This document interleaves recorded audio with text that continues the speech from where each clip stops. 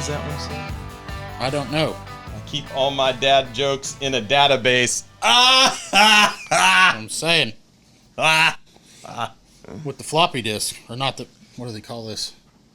The hard floppy disk. What did we? Well, I always called those not 3 1/4, 1.44. Or no, they were the 3.5. That I always that called held 1.4 or whatever. The high density ones.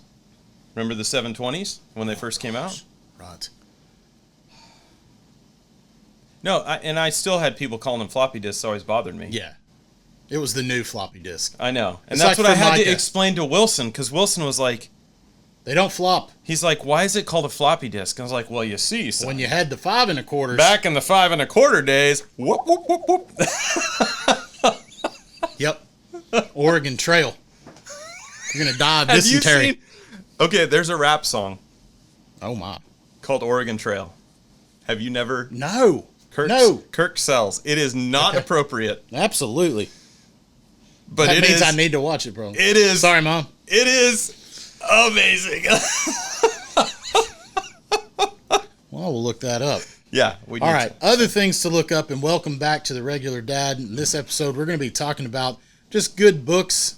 You've been firing off a couple of them to me that I've added to mine. Yeah. I got into... That last one I sent you is a quick listen or read. Okay. Too. Yeah. All right. Yeah. I think my wife last year completed over 100 books. She reads, and that kind of became a goal. She's not quite as voracious, this year, but she was on the grind to try to get that done. Now she still has something I'm inspired by that. Right. I love to read, but I don't read anymore. I listen because I have so much windshield time. Yeah. And and that's what it is. And I'll listen when I cannot be distracted. Yeah. Okay, so it's not like, because I'll run Spotify if I'm, working in the office or whatnot, but if I just want to be alone, and if my door's closed to my office, leave me alone. Yeah. Okay.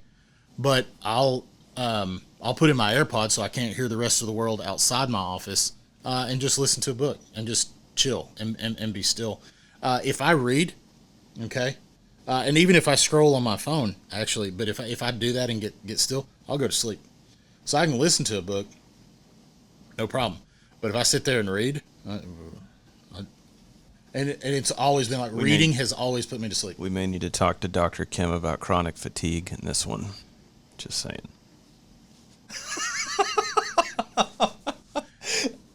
Next time on a very special episode of The Regular Dad. Just saying. Yeah. I could read an exciting battle scene in a Tom Clancy novel and be asleep halfway through it. Well, if I could get into it, but... Man, I remember my first Tom Clancy. I loved reading his books back in the day. Dina came home with a whole stack of hardback from... I think it was at the library. They were getting rid of some of them. Tom Clancy? Yeah. Wow. And they were like the original, but I mean, some of those. Oh yeah, jokers, his book's Hunt for October was a 500-pager, and that was actually, I think, the first 500-page book I read. My grandpa was reading it, and he finished it. It's like, you should check this out. Yeah. I think I was like 10 or 11. Yeah. It sucked me in. I couldn't put it down. So good. Yeah. Anyways, so Absolutely. All right. So now here's my first book. All right. It's called The Power of Place.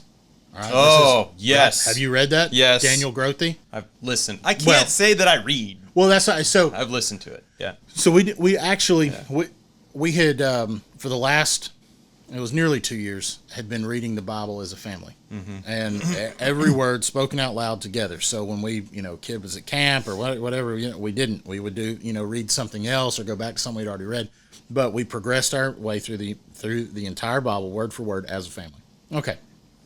Now we finished that, and right on the heels of that, we had just received The Power of Place. Now Daniel Grothe came and spoke at our church, and what was cool about that is I'm like, man, this guy is really familiar, and I didn't really know him from the church scene. I didn't. I knew where he was coming from, the church that he was hailing from, and everything. So I'm very familiar with very, very aware, of that church. But then we started kicking it around, and he's a drummer, okay, and was from Tulsa, or lived in Tulsa. Was he at Rhema or something? No, he wasn't there. But the worship pastor that was there, his name was Eugene. Yeah, and he played gigs all over the joint, but he would need musicians to come in and play. Well, I went with him on a ton of stuff because I was the single guy. Yeah. For a while in that department, and so he needed some. Let's go do that. Well, okay, so that's fine. We're going to go do this gig, go do that gig, but we realized surely that's where it is. We've worked together because we knew him, backwards and forwards. So anyway, that was just kind of a cool thing.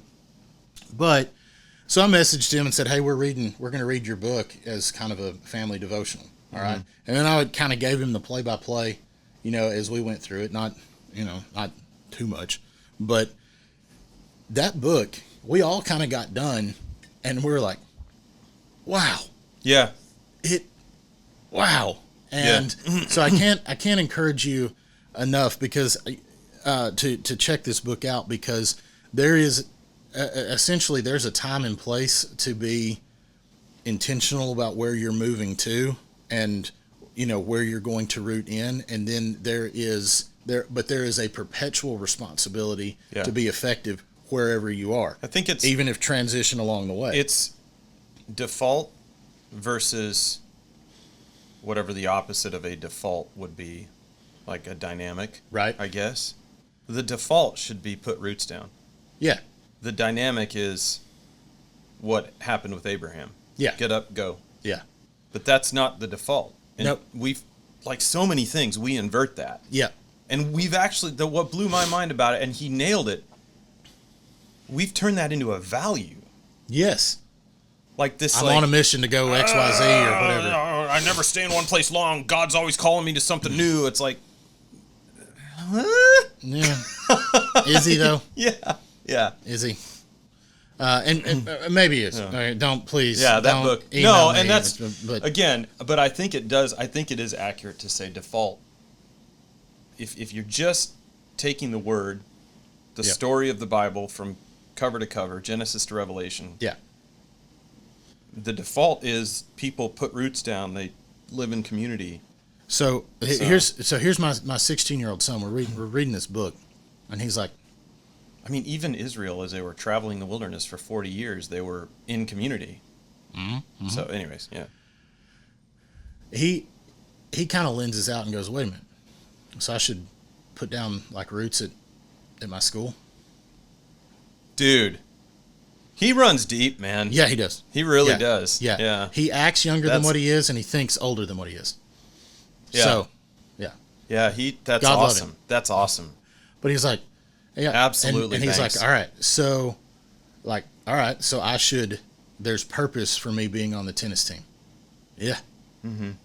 The people that you're in relationship with. And it basically gave him a huge sense of responsibility with everything that he did, whoever he was in relationship with, regardless of the dynamic, teachers, peers, okay? Yeah. It didn't matter. And it was like, I have a purpose at whatever place that I show up in. So much of his place is stems from us and, his age, but he's aware that is soon retiring itself, but we're not waiting to get to the next thing. We're going to execute our purpose and fulfill that where we are now, where he is now. And so I just seeing him come alive with that, and I was like, man, this is good. But I'm sitting here reading it because I'm one of those, and then the next thing, and then the next thing, and today, And so I actually kind of reflected back on this podcast because, we talk about, well, it would be nice if it grew and caught on and, and all these things. And it does have a good growth trend to it, but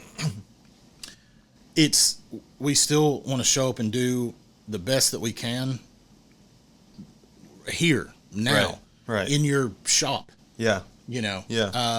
And, wanting to do that. So just a phenomenal book. I could not, I cannot recommend that book enough. He has another one out. I thought we were fixing to leap into that one. We haven't yet. We may once we kind of get back into a more regular school schedule, but our summer vibe has been very, touch and go. So before we go off that book, because I think if the next one I want to share kind of goes to what Grothe says, and was like living in a, what did he call it, a covenant community. Mm-hmm. It's almost like a commune in the sense of what it sounded like when he drew the word picture. It was like a bunch of families. It's not weird. Yeah, no, it's not. It's not. And it's just a return to the way that we're designed to live. Right. You know, but it's like, it would be like your family, my family, another couple of families all living kind of in close proximity to each other, maybe on the same property. Yep. And, you know, think about how much, and he explains this, think about how much better that works. Yeah. Like, something goes wrong. I travel for a living. Yeah. Something goes wrong at the house. Well, you had that issue this we last live week. like that to some degree. Yeah. You had family member, hospital, you're on the road. Yep. Okay. Yep. And hey, I don't know what they might need, but can you be on standby? Yep. Whatever it is. Yeah. And we do live like that, but his talking about that living in communities, I think that's been something I'm percolating on. I don't know where that ends up, but that's something. Yeah. Well, y'all have the gym and the home garden, and right. I have the firearm supply. That's good. Yeah. So it's good. So can I share one? Yeah, please. So this ties into it's going to start talking. This ties into that book, and then also John Mark Comer. Yep. I've listened to a couple of his now. Live No Lies. Yep, I have that on my list. And the new one, I think it's the new one. I lose track of which one's new. The Practicing the Way. Okay. That sounds intimidating. They're both amazing. Yeah. But one of the things that it's kicked me back to is these young guys like John Mark Comer, and I would even say like John Tyson in New York. He's he's probably our age. He is our age, 46. But they're so well read. Yeah. Yeah. Like these young pastors, I'm just like, this is amazing. These guys, like talking about the Desert Fathers and all these different things I had no idea about. So one of the books that popped up in multiple books was The Art of Divine Contentment by Thomas Watson. Yeah. From the 1600s. Well, that's going to be a little dusty. Well, listening to it helps. Yeah. But it ties into all that stuff about, you know, power of place, being the idea that contentment, it's like one of those things we don't talk about. And truly there is nothing new under the sun. Yeah. But it really is. It's like we don't talk about how it is so powerful, and it has tendrils that reach into every area of our life. Yeah. Are you like contentment in where you're at? Yep. Physically, contentment in where you're at psychologically, contentment in where you're at emotionally, contentment in where you're at relationally, contentment in where you're at financially, right. A few of those, yes, I'm content. A few of those, I'm not. Right. As your wife called me in a prescription this morning. I'm dying. Anyways. Yeah. Yeah. So, yeah.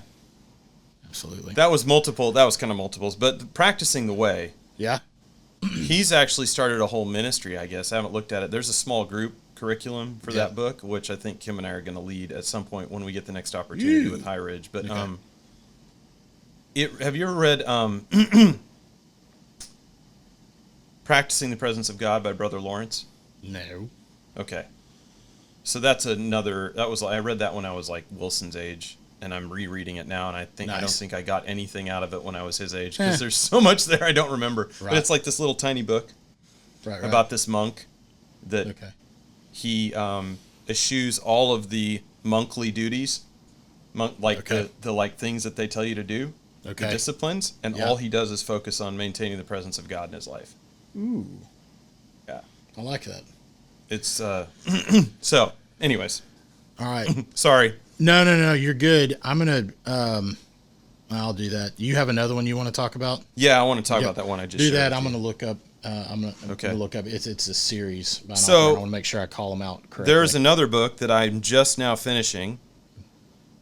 You know, true like confession. I would say John Mark Comer, John Tyson are two probably of my favorite non-teachers Tim Ingram pastors.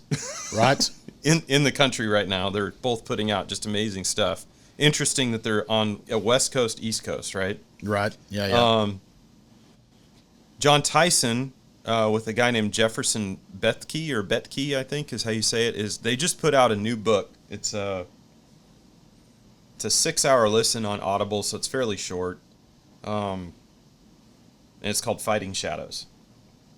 And it's another book for men, but it's like so many of these. Play it for us right now? No, like so many of these things, when it comes to this stuff, I go in with, there's a skeptic inside of me that's like, do we really need another book for men?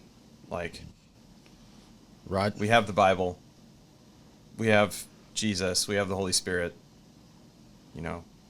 on our knees before the Father. We don't need another book for men. But honestly, the way these guys come at this, and they even say it in the introduction, they're just like, this is for this time. There are different times, different seasons. Mm-hmm. We didn't feel like there was a book that was written for men in this season. Right. In this time, especially in the West. It's really written from a Western perspective, and they acknowledge that. But it's so good. Nice. So, nice. Anyways.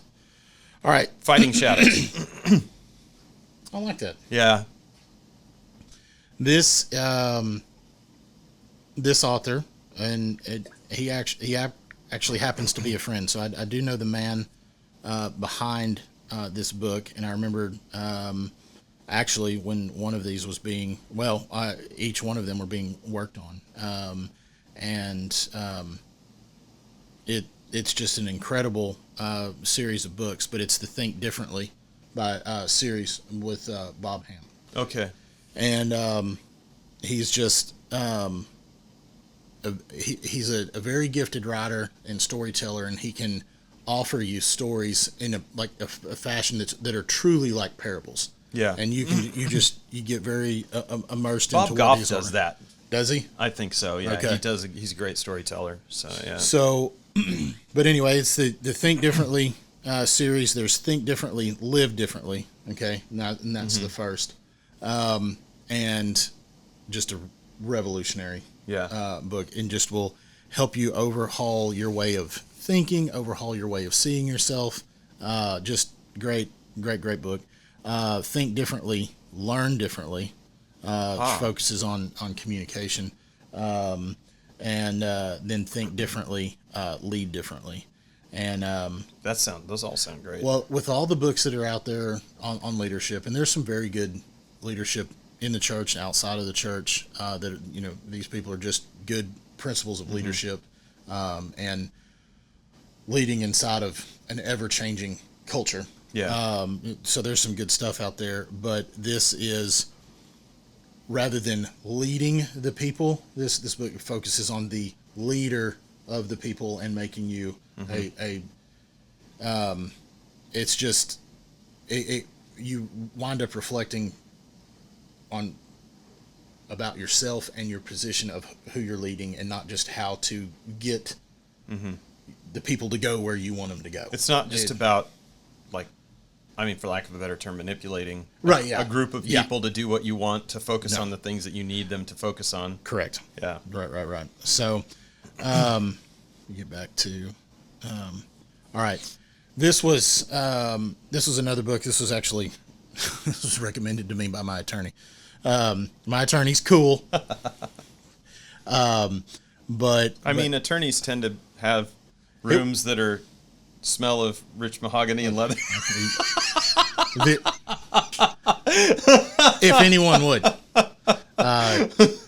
but he's an oil and gas attorney, so he doesn't, he doesn't bear a lot of the typical attorney jokes, but lawyer jokes. But anyway, his recommendation, he said, check this book out. It was Amazing Grace, written by it was by Eric Metaxas. Mm-hmm.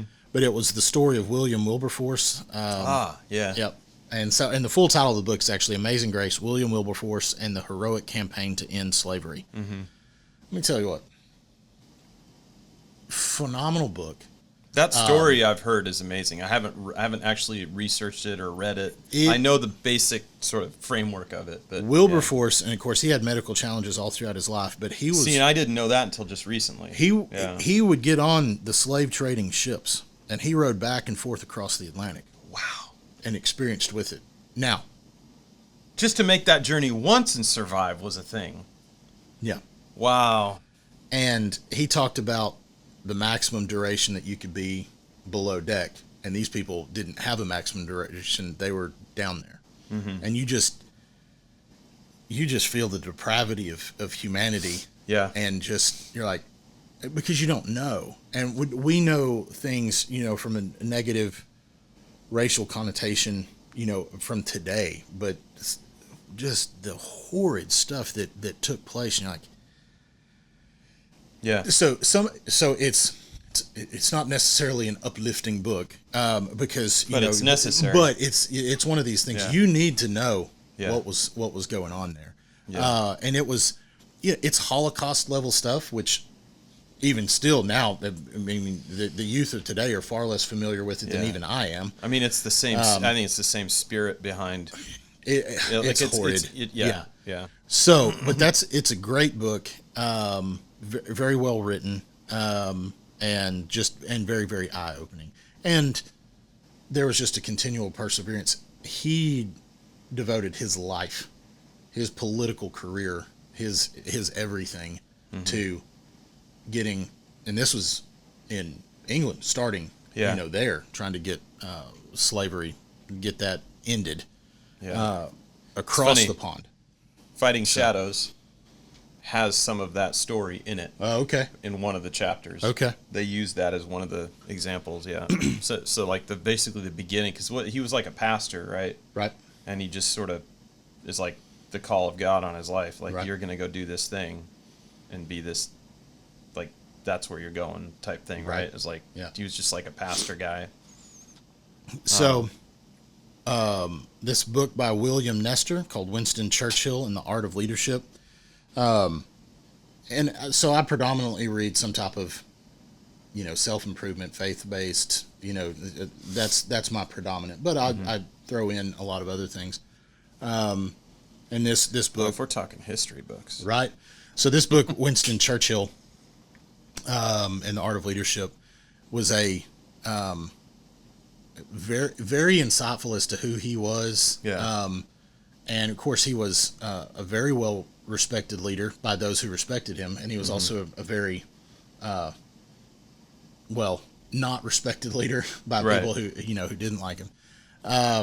He was perpetually drunk. I think they've used the word pickled in the book. He was perpetually pickled. Not a Christian, right? And so this is not here's the value of a Christian leader. No. But it was just just learning about just give you some depth and perspective about some other stuff, and just listening to you. I know I'm looking at my phone. It's fine. This really isn't for you. It's for the people listening to this. There you go. Yeah, so trying to find this title. So I'll let you know when I'm done. Okay. All right. The book that I just finished is by I'm going to butcher the name. I don't know if it's Aundi Kolber or Aundi Kolber, Aundi Kolber. Man, that book is called Try Softer. Mm-hmm. Ooh, I like that title. Yeah, and because especially as dads, we're like, I'm going to use all my willpower and I'm going to get in and I'm going to muscle down. And she's like, and she talks about our proclivity to kind of get frustrated when our deep-seated efforts don't pay off how we want them to. Mm-hmm. And so much of it, I see and I'm like, I really need to do this. And it's talking about, giving yourself space for improvement inside of what might be a failure, and not beating yourself up over it. Yeah. All right. This goes back to the last episode. I've passed that on to Banks and even some to Everly, but that's the first thing when they really try hard and something doesn't go well. Yeah. It's I'm like, all right, we got to redo that. So you can also hear that book through the lens of being a parent and go, here's how I can help my children implant the seeds that are the recipe of future success. Yeah. And try to uproot some of those weeds of frustration. So, yeah. But anyway, I've got a few more. Those are the books that are on my most immediate radar, and just wanted to share those with you. So, can I share a few? I would love it if you would. Just real quick hits here. One that came to mind, not from a biblical or a Christian perspective, but full of biblical truth, despite the name.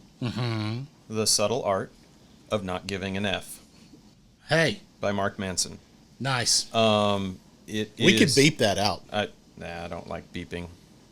I just don't. It's annoying. It's annoying having to beep. So, anyways. What the? Oh, sorry. So, sorry, Mom. The book primarily, I need to go back and listen to it again. Yeah. But it's talking about suffering. Okay. Accepting that life has suffering, accepting that suffering is necessary for growth, and then choosing the suffering that you're going to submit to. So, nice. As my wife puts it, this was a surgery term when she was in surgery. It's basically choosing your particular flavor of shit sandwich. Nice. But anyways. You're going to eat one. Yeah, you're going to eat one. Yeah. That's... And this is just a fun one. Effective. If anyone out there is interested in aviation, Skunk Works by Ben R. Rich, who was the guy that followed Kelly Johnson at the Lockheed Skunk Works, and it basically follows the beginning of the Lockheed Skunk Works and development of the stealth fighter, which is amazing. That's cool. Let's see here. One I've got my son reading right now, The Coddling of the American Mind by Jonathan Haidt and Greg Lukianoff. Okay. Have you heard of that one? Yes. Yeah. From you, I think. Yeah, it's really, really good. Basically, just kind of it's a social commentary. Let's see, and then I've got a couple more. Well, there's Strong and Weak. Yeah. On the list. Yeah. Let's see, there was another one here. There's one. I didn't put this on the list. These are just quick hits here. History-wise, another history is called A Higher Call. So back in World War II, I maybe you've heard of this. There's a story of a B-17 that was all shot up, and I think it's an ME-109 found them. Okay. And they thought they were dead, like they had nothing. Like the tail of there's a picture out there. The tail of the airplane is almost shot off. You can see right through the airplane. The pilot of the Messerschmitt was a believer. I believe the captain or the commander of the B-17 was also. These guys are men of faith, but the ME-109 guy was decided to escort them past all of the AA guns at the border because they were inside enemy lines, and they knew once they hit, they were just going to get blown out of the sky. Yeah. He escorted. They saw him coming. They saw the ME-109 escorting the B-17. There was assumptions made about sort of the situation, and they did not fire. He got him out over the English Channel, and then turned around and came back, and he never knew what happened, whether they made it home. Well, they made it home. Later in life, these two gentlemen reconnect. Yeah. And become friends. It's an amazing story. So it's called A Higher Call. Highly recommend that. Will Smith's biography. Nice. It's really good. Yeah. And it's the audiobook is him. Oh, Matthew Perry's book was good too. So you talked about that. Yeah. So if you don't like the F word, don't get that book. And then one last one. Yeah. The Good Guy's Guide to Great Sex. Yeah. Yeah. I didn't write that. Any contributing author? No. So, it's probably the best perspective that I've seen. Yeah. Especially from a biblical standpoint of sex, and it's so healthy, dude. Right.